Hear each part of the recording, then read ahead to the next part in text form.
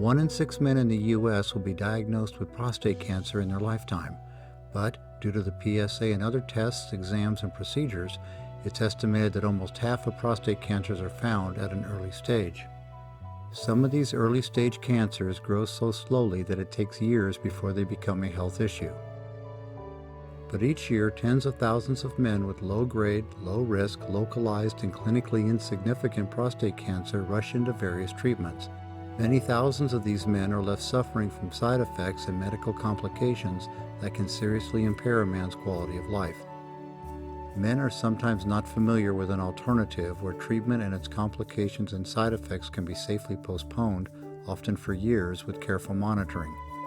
This alternative was previously called watchful waiting, but now with more rigorous monitoring and testing, it's called active surveillance. Scientific studies show that active surveillance is a safe and non-invasive approach for low-grade cancer, and it's become a widely accepted standard of care at cancer centers throughout the U.S. During active surveillance, doctors provide vigilant testing and monitoring, and if and when the cancer is reclassified at a higher risk, a treatment can be started. If you're considering your options, you can learn from 3 active surveillance patients who will share their experiences. Jim has been on active surveillance for 4 years. Carlos followed active surveillance for nearly 5 years before starting hormone therapy. Jerry has been on active surveillance for 13 years. But first, it's useful to learn what prostate cancer experts are reporting about active surveillance. In a study led by urologist Lawrence Klotz at the Sunnybrook Health Sciences Center, affiliated with the University of Toronto, 452 men were enrolled in an active surveillance study with a median follow-up of 7.2 years. PSA testing was done every 3 months with periodic biopsies and other tests and measures. 30% of patients were reclassified at a higher risk and offered treatment, while 70% did not require treatment. In another study, Peter Carroll reports that 658 men at the University of California at San Francisco were enrolled in an active surveillance program with a median follow-up of 4 years. PSA tests were done every 3 months and a biopsy every 1 to 2 years along with other tests and measures. 36% of patients received treatment within 5 years after diagnosis, and 64% remained clinically well and not in need of treatment. Dr. James Moeller from the National Comprehensive Cancer Network, a group of 21 major hospital cancer centers throughout the U.S., stated that growing evidence suggests that overtreatment of prostate cancer commits too many men to side effects that outweigh a very small risk of prostate cancer death. These cancer centers now recommend active surveillance as the initial treatment for men with low risk and very low risk prostate cancer. Active surveillance is also defined as actively monitoring the course of disease, with the expectation to intervene if the cancer progresses. Mark Scholes is a medical oncologist and an associate clinical professor at the University of Southern California School of Medicine. Dr. Scholes has written and lectured about active surveillance, and he treats many patients who follow a program of active surveillance.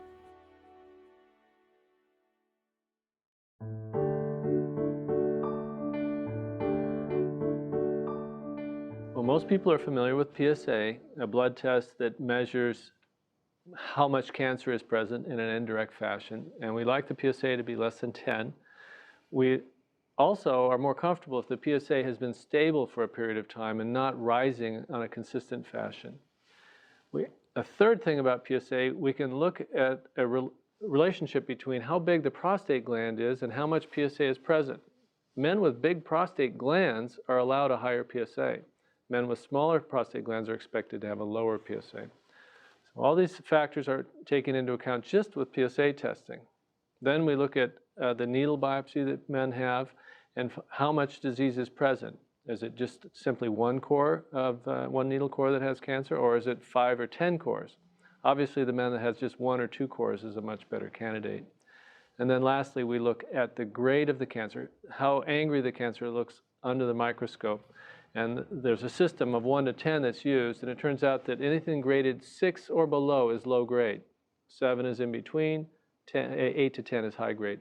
So all men that have 6 or below, men who have less than 2 or 3 cores involved and who have PSAs less than 10 are potential candidates for active surveillance. The newly diagnosed patients that we see in this practice, I would estimate that about a third of men that we see these days are offered active surveillance as an option for their treatment initially.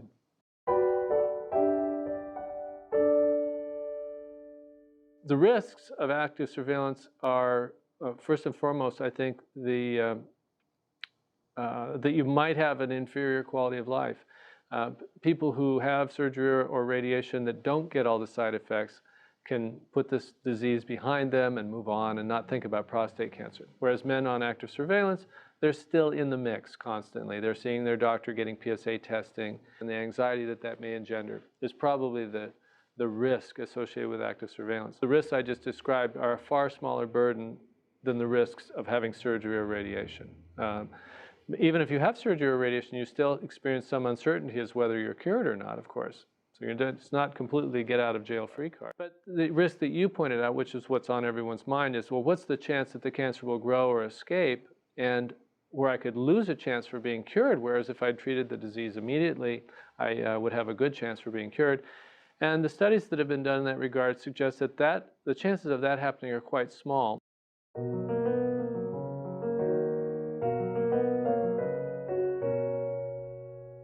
There's a common mistake that is made by patients and doctors alike is to look at statistics and say, well, the statistics say this is 90%, this won't happen. That means it won't happen. Well, that's a big difference between 90% and 100%, because you don't know who's going to turn out to be in the 10%. So when people are looking at all their options, just because something's likely to happen doesn't mean it's certain to happen. So we counsel patients to try and put themselves in the shoes of the what-ifs. Consider, even if you were unlucky and had to live with this thing that's not supposed to happen, but what if it does happen? Can you live with that? Because it could happen. It's an unfortunate thing that most people aren't that sophisticated with statistics. If they were, they wouldn't go to Vegas. I mean, you're guaranteed to lose ultimately in Vegas, but people go for the fun of it. But this is a much bigger stakes decision, because usually it's just one decision, one bet. And you put all the chips on the table, and you win big or you lose big. And just because something's not likely to happen doesn't mean it won't happen. And then you're living the rest of your life with that unfortunate, bad outcome that shouldn't have happened.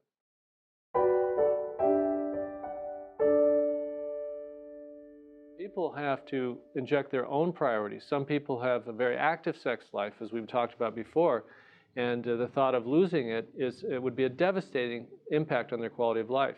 Other people, it might be a lower priority. Some people are older, some are younger. So there's all kinds of different factors for the clients. We're trying to emphasize with newly diagnosed patients is that you need to prioritize quality of life. Since this particular illness, prostate cancer, tends to have such low mortality rates, men are almost guaranteed to be living with this for years and years and years. So if men are projected to live another 15 years and they have a good quality 15 years, that's a victory. So these are some of the most valuable years of a person's life, and the quality of life perspective is what we try and emphasize. To summarize, eligibility criteria for active surveillance are well established.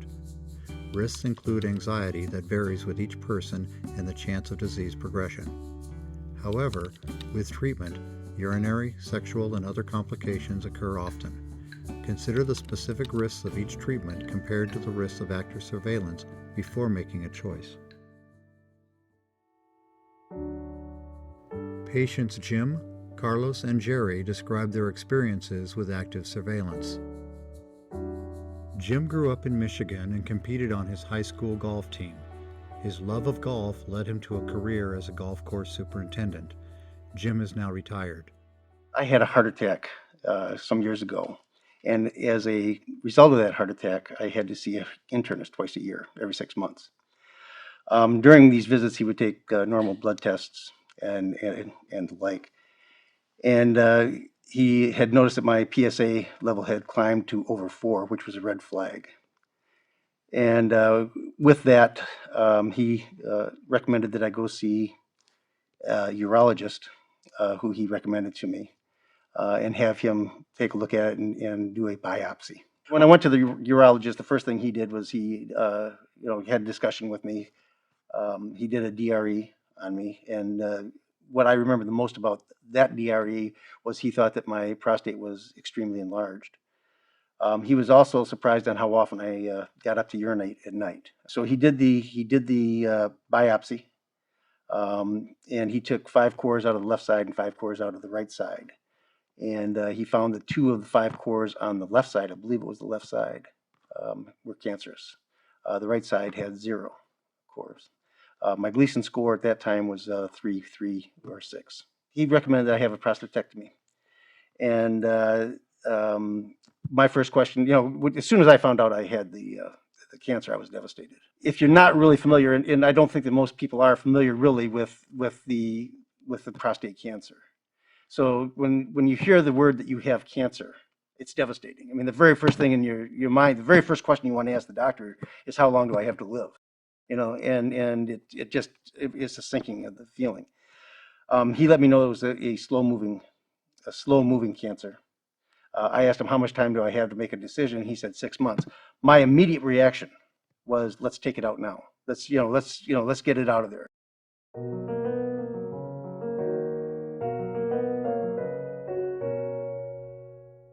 Chuck gave me a great deal of support, and he gave me some advice. He said, number one, this is what I did. I've got the seeds put in. He said, I'm happy with this, but what you've got to do is you've got to do what you feel is right for you. Don't do what somebody else thinks is right for you.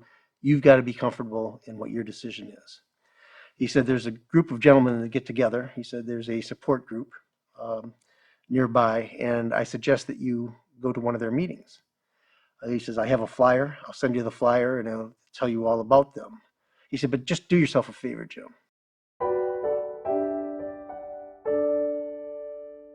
And Prostate 101 is for newly diagnosed individuals who have just found out that they've got the disease. And it's sort of give them a little introduction of what to expect and really what it's all about. There's probably, I'd say, 5 or 6 people in that meeting, 2 of which brought their wives with them. There was a fellow there who was just like I was. He'd been diagnosed approximately 4 months before. He told his urologist, let's get it out of here as soon as possible. He'd had his prostate taken out, and he was in tears. He was incontinent, and he was also impotent. The man was he was beside himself. And one of the reasons he came to this meeting is the question he had was, is there anything I can do now? And he was literally in tears. And he was my age, and he was in tears. I think about him often, even to this day, to wonder, how he is doing. At that point, I thought, I need to investigate this further. I need to go further and see what my options are. That I shouldn't jump right away if it is a slow-moving cancer. And I do have, according to my urologist, I had 6 months. I had 6 months to do some investigation.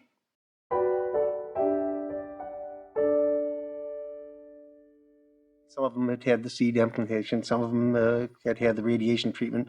Some of them had the radical prostatectomy.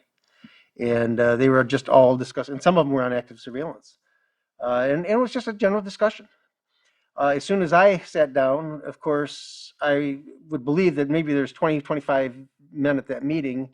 And of course, I'm a new face. So they zeroed in on me. In fact, they were almost rapid fire questions. And very honestly, at the very beginning, I was a little bit defensive about all this. Why are you guys criticizing me? But then as I sort of settled back and I said, what, they're not criticizing me, they're making me think. And these questions that were sinking in, I'm starting to think, these are questions I probably should have asked my doctor.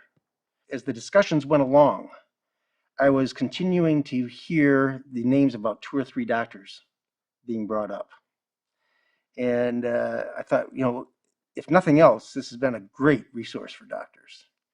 So I went to one of the gentlemen at the meeting, and I said, what doctor do you see? And he gave me the name of his doctor. And I said, are you happy with that doctor? And he says, yes, I am. And so I went, bingo.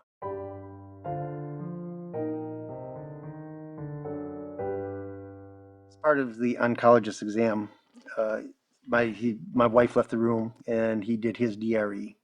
Again, he had remarked on the enlargement of my prostate. He also remarked that he did not feel any lumps in there, that it was a relatively soft prostate, which I assumed to be good. And the doctor said, yes. He said, I've done an algorithm. I've put, your blood test, your PSA and all that. He said, your PSA doubling time is 10 years, which I understand is understood at the time is a very good thing.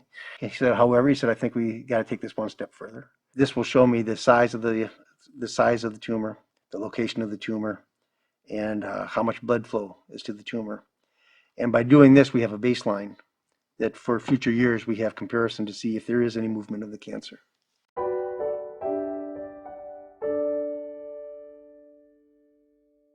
In my exam, the doctor first of all did his DRE. Then he had a scope which he uses to probe and view the cancer and view the prostate.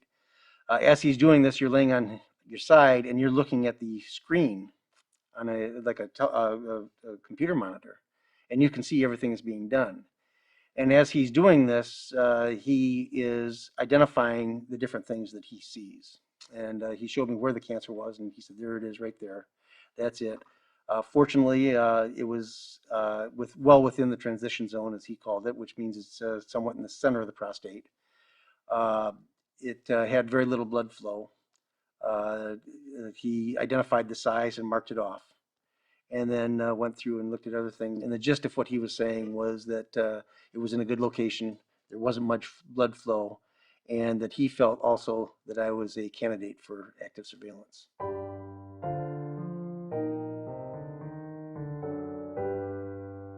Put me on Avodart immediately, and Avodart has a tendency to cut your PSA in half.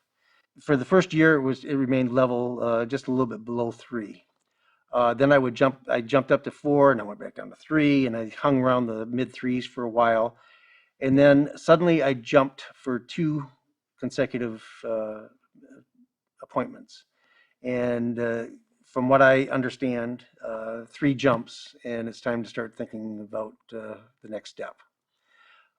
During that period, I probably did a little bit more research than I had in the past, and it turns out that my next PSA was one of the lowest I've ever had. It was back down to 3 again. So I've been bouncing up and down.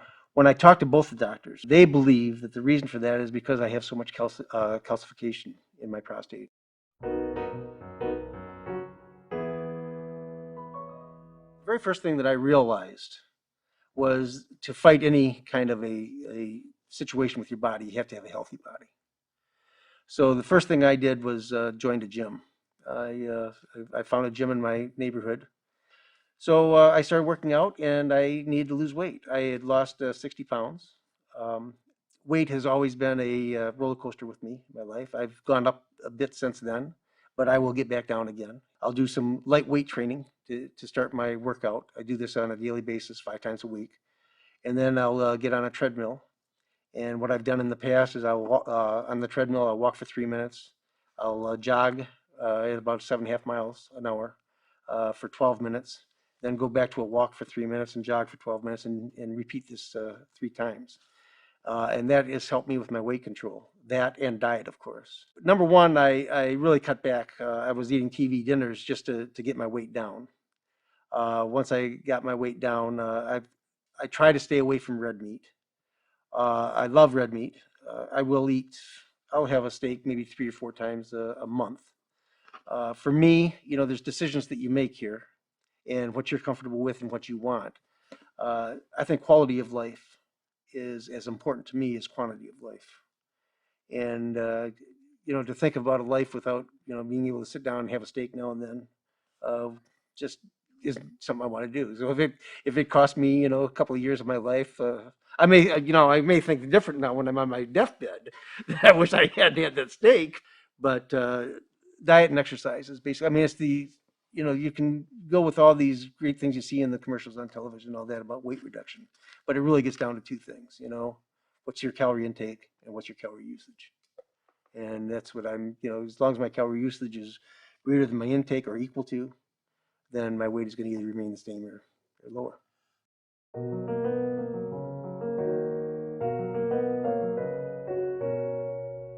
Right now, I'm hoping that it's going to be indefinite.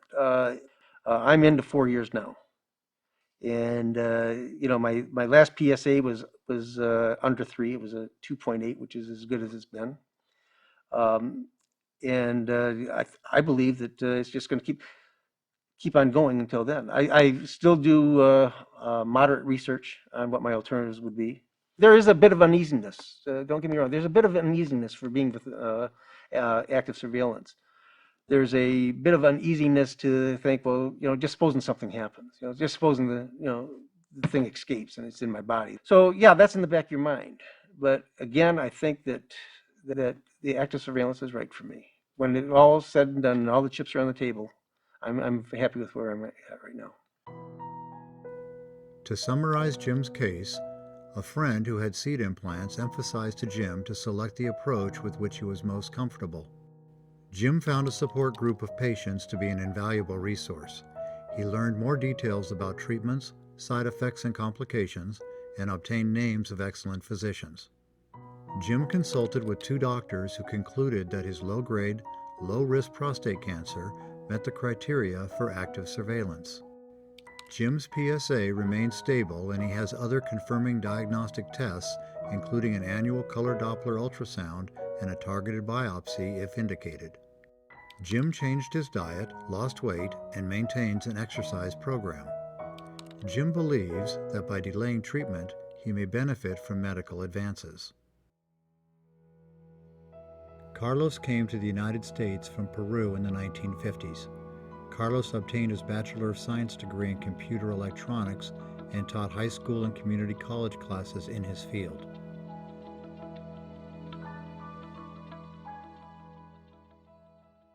And he told me the bad news that, in fact, I had a prostate cancer.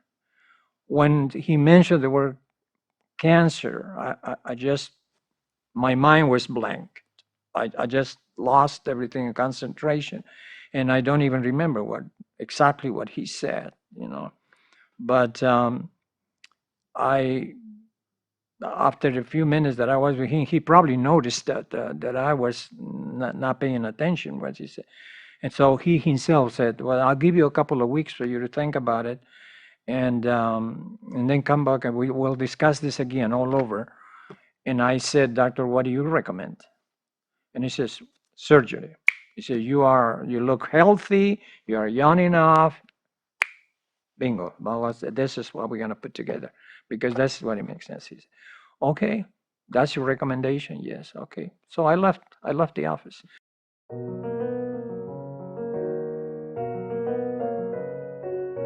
I went to see my general physician, which is a nice, very nice person. And she said, go to see an oncologist now. And I made another appointment. I went to see an oncologist this time at some Joseph.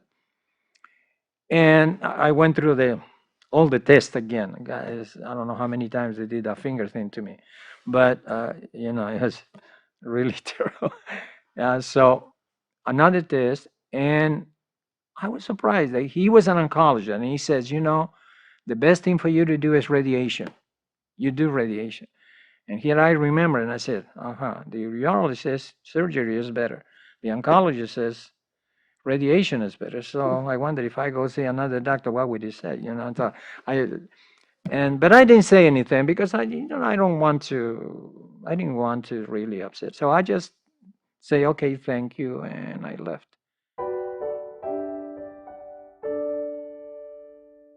Well, for about 3 days, I really didn't know what to do. I thought my mind was seeing just death, cancer. That's it. Your life is over. And so I really was nervous. I get so moody with my wife, with the kids. I didn't want to know anything, and I even started crying, for a while.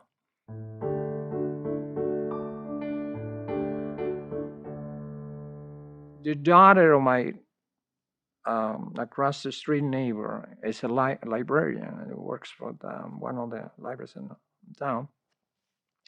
And she says, well, you know what, Carlos?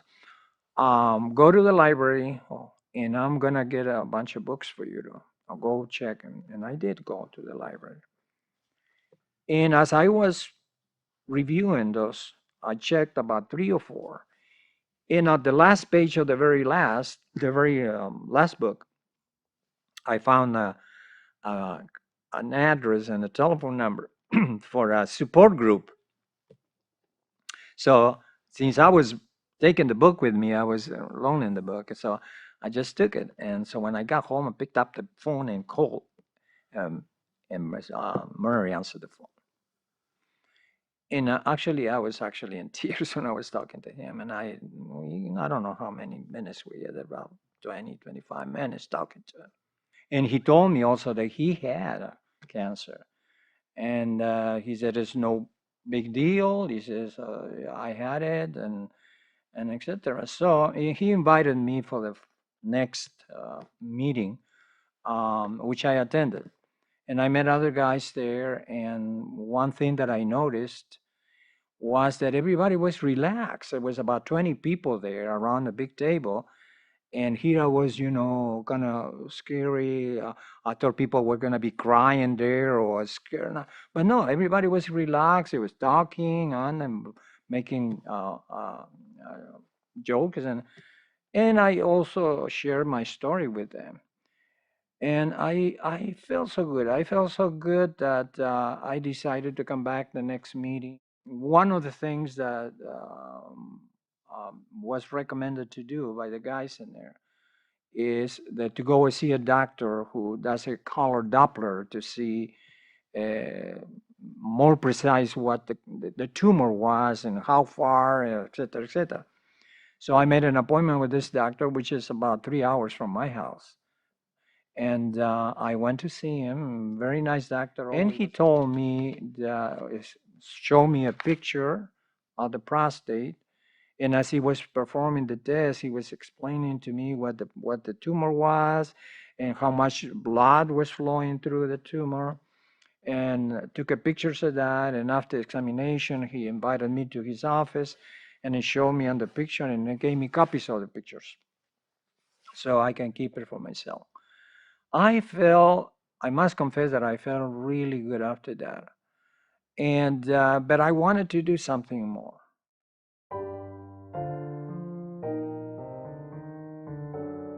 I think at the third time that I went to the meeting, and some of the guys that on the meeting were talking about nutrition. And I said, nutrition, what does this have to do with it? So I went again back to the library, find out other books about this and about that. To make a long story short, I became a vegan. Overnight, even my wife was surprised. I came one afternoon after reading half of the book, and after 3-4 hours, and I said, "No more meat for me." I said, "God, get out of here! We're doing no more meat for me." So what are you gonna eat? I said, "Lentils, garbanzos, beans, so many things." And she was joking with me. She says, "You got a rabbit now." She said, "You're gonna eat all green stuff." And exactly, I said. Well, this was about approximately a little more than 4 years ago that I became a vegan. I'm still a vegan. And I noticed many good things along with that my cholesterol came down. I didn't have any problems with that, but it came down. My blood sugar came down. My vitamins went up a little.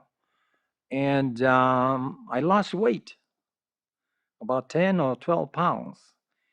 And I liked it.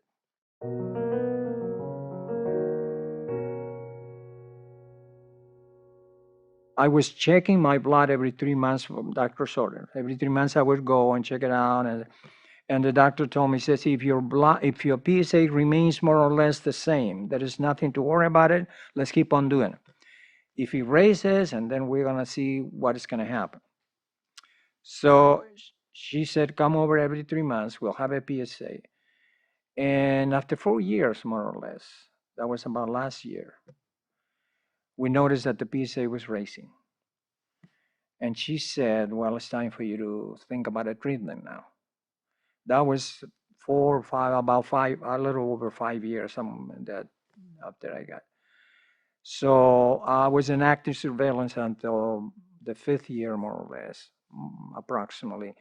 Then I decided that it was time because of the doctor's suggestion to look for something.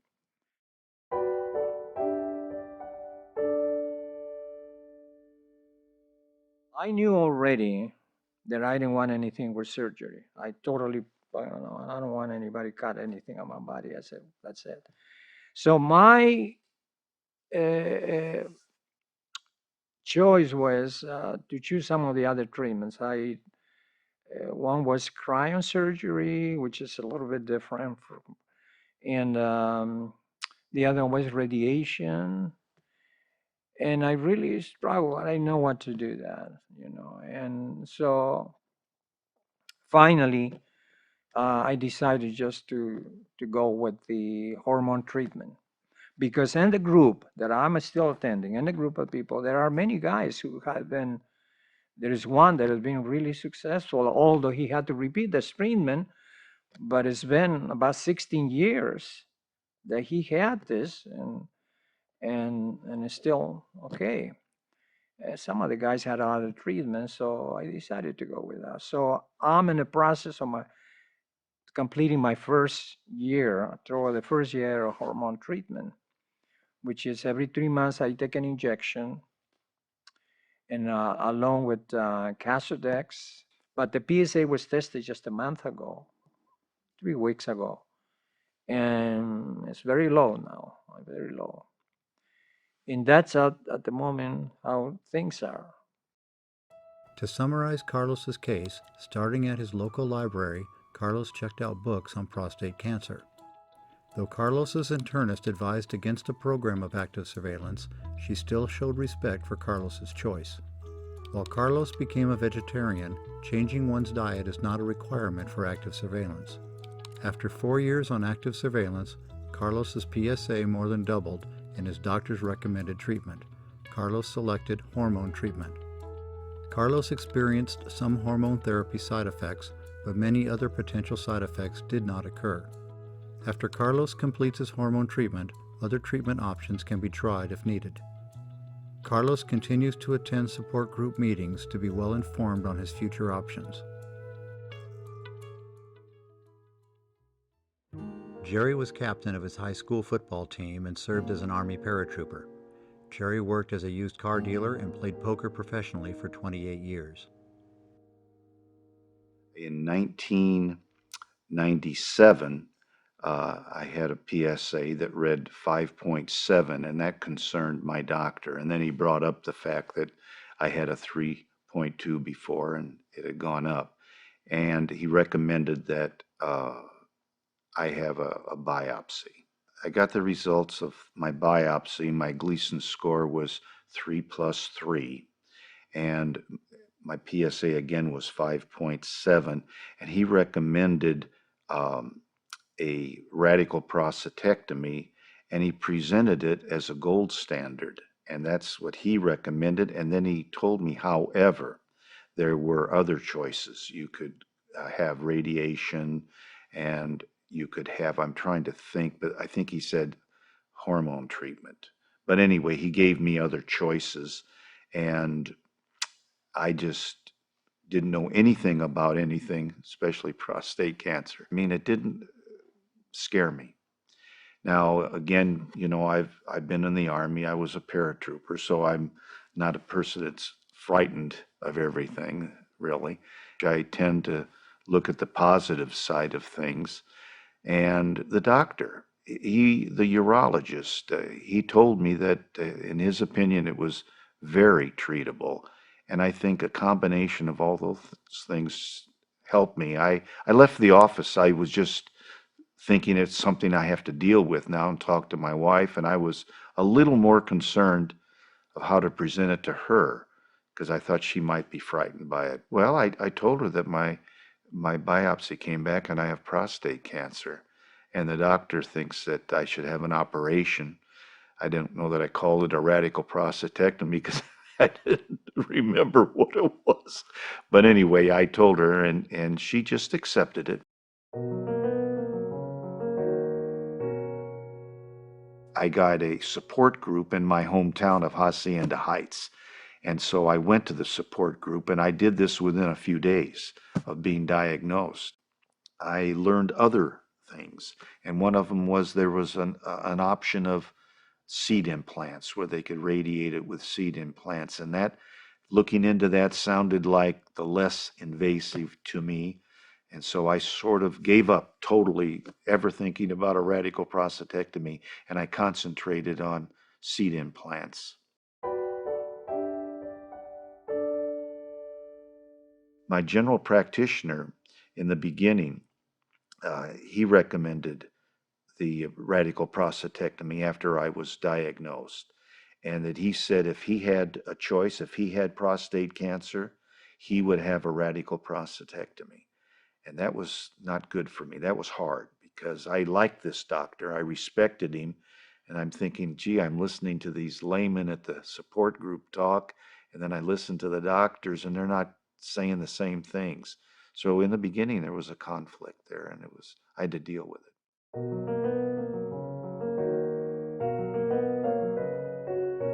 And about that time, I'm with this friend of mine at the support group, and he's on watchful waiting.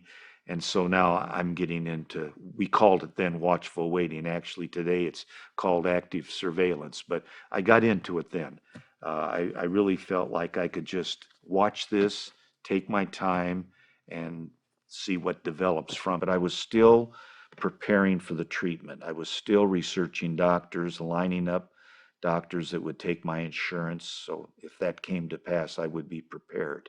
I had no idea that I was going to be 13 years still watchful waiting. And, you just don't know these things.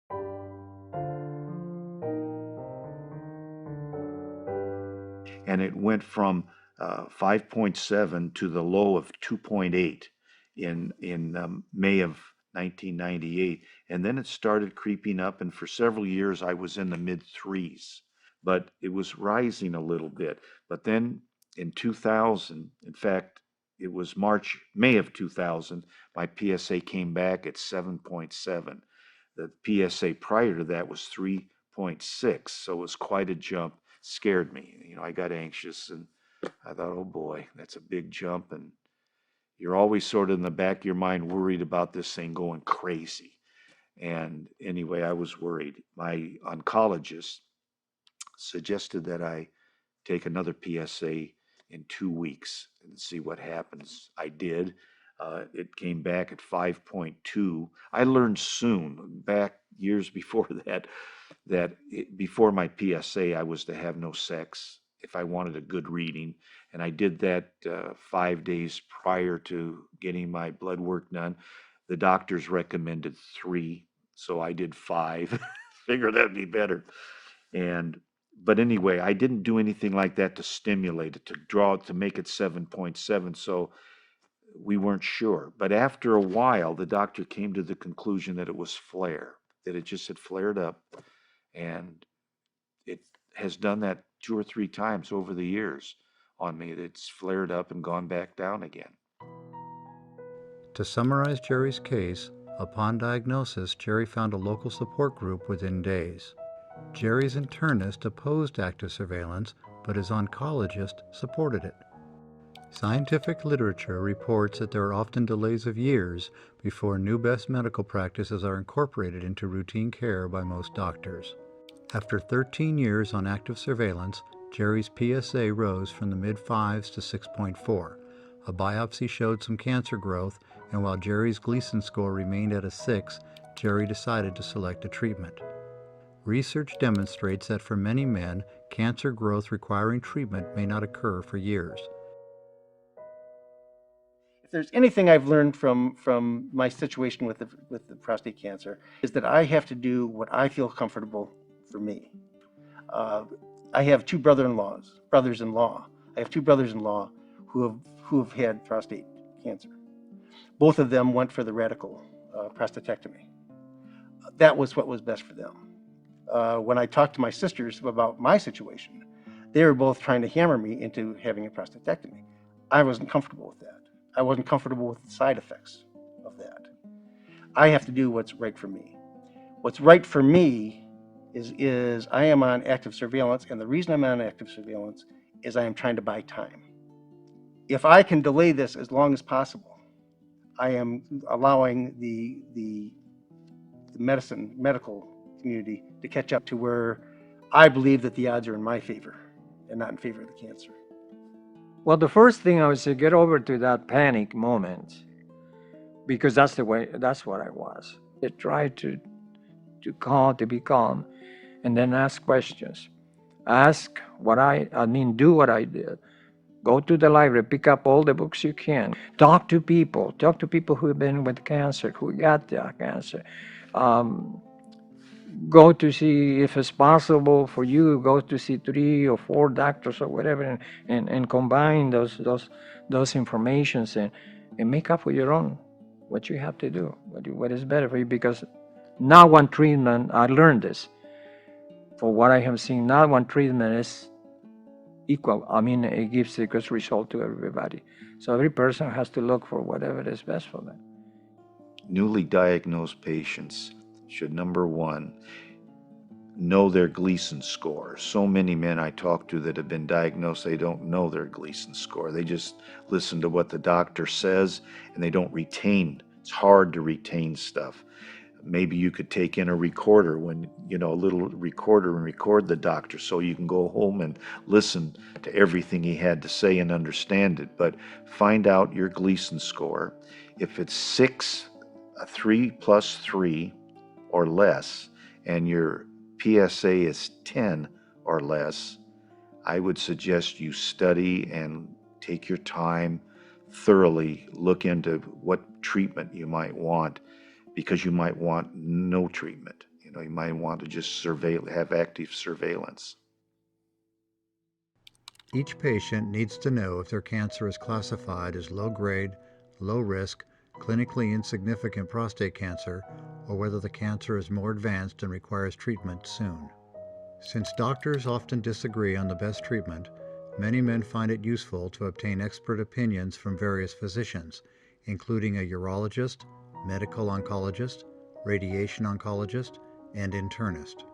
All 3 patients, Jim, Carlos, and Jerry, chose active surveillance, though some of the doctors they saw opposed it and some recommended it. It's important for active surveillance patients to keep up regular doctor visits, taking all necessary tests for vigilant monitoring. Prostate cancer progression can occur any time, even when there has been no progression for years. Doctors and institutions may vary the criteria and tests used for active surveillance. These are topics to discuss with your doctor.